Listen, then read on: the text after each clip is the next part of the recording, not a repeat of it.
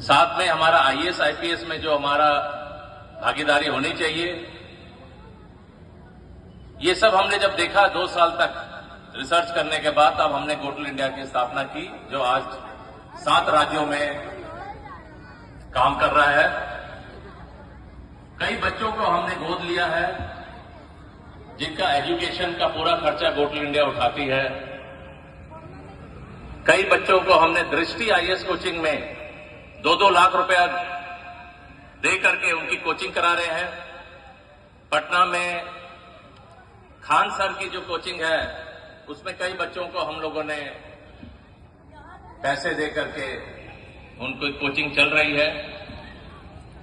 इस साल 4 बच्चे हमारे बीपीएससी में सेलेक्ट हुए हैं मेंस में, जिनका अभी हम लोग इंटरव्यू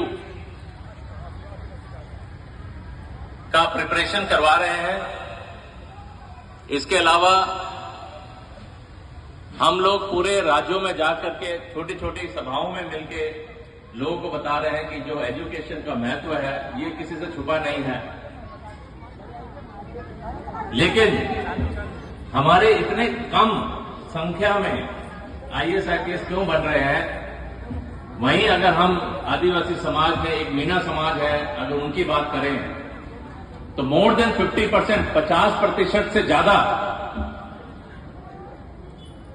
मरीज, जो 50% से ज्यादा बच्चे अकेले एक, जो एसटी में जो आते हैं मीना समाज, एक समाज अकेले ही वो आईएएस आईपीएस में मोर देन 50% रिप्रेजेंटेशन उनका अकेले एक समाज का है।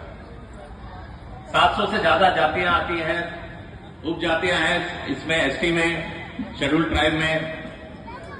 उसमें से अगर एक जात की बात करें हम, जो मीना समाज है, वो अकेले मोर देन 50% रिप्रेजेंटेशन, चाहे कोई भी उठा लीजिए, उसमें उन लोगों का है। यानी कि हमें कहीं ना कहीं हमें एजुकेशन पे ध्यान केंद्रित करना होगा, हमारे बच्चों को एक मेन स्ट्रीम एजुकेशन में लाना होगा, एक चेतना जगानी होगी, और साथ में एक